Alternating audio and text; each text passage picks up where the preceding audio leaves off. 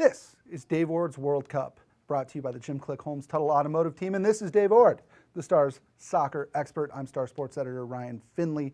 We are here talking World Cup soccer. Dave, you spent 2 weeks in Brazil covering the summer sensation of sports, the World Cup, and while you were there, Team USA and Mexico both made it out of group play. They've both since been eliminated. Let's talk first about the Americans here. What did they show you during their run before their loss to Belgium, and what do they need to improve on? I think they definitely showed me a lot of heart and a lot of guts. 2 broken noses, countless whacked bodies throughout the 4 games they played, and they really gave all they could. It was a very difficult group to get out of, and just to get out of it really says a lot about the team and how hard they worked. The game against Belgium was a rough game because there were a lot of chances Belgium had that didn't finish. Tim Howard was amazing, as everybody would expect him to be.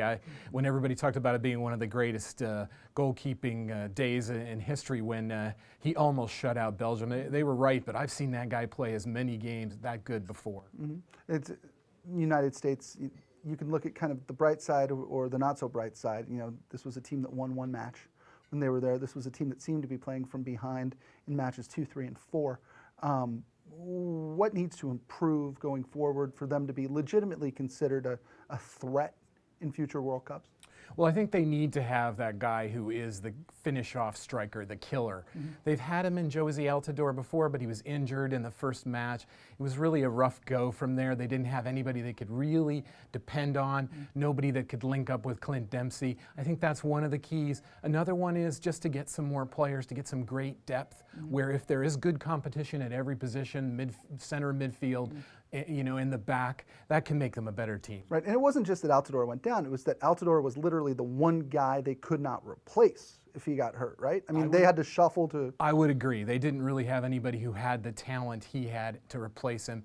And even if they'd had the talent, they hadn't played much with the team before. Aaron Johansson has played a few times, and Chris Wondolowski a few times, but really they were missing that star player.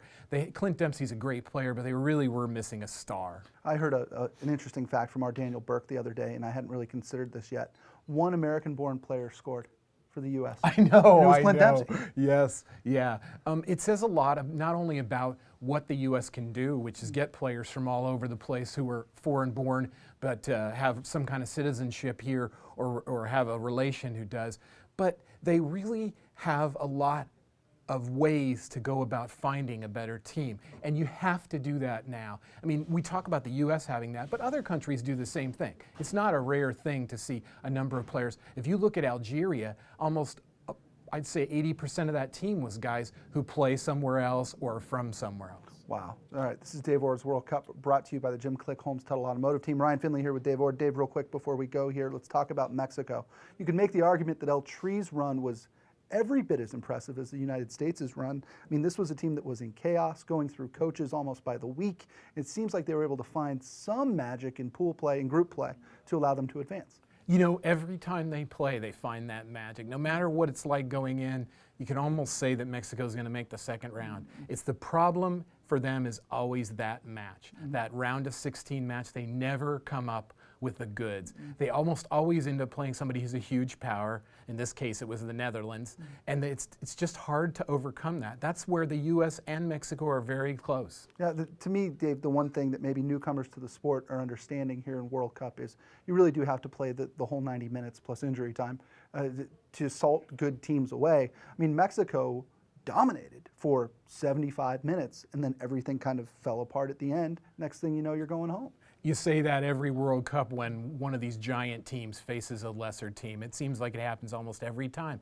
It's all about the competition that they can come up with when they need to, and the Netherlands are perfect at that. I've seen them pull out a ton of matches like that.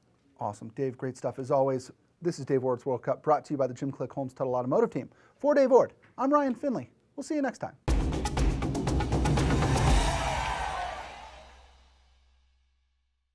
Folks, your Jim Click and Holmes Tuttle dealership are now making it easier than ever to view our inventory, schedule service, or apply for financing with the Jim Click and Holmes Tuttle app. It's free and it's convenient. Download it right now. Available in the Apple App Store or for Android and Google Play.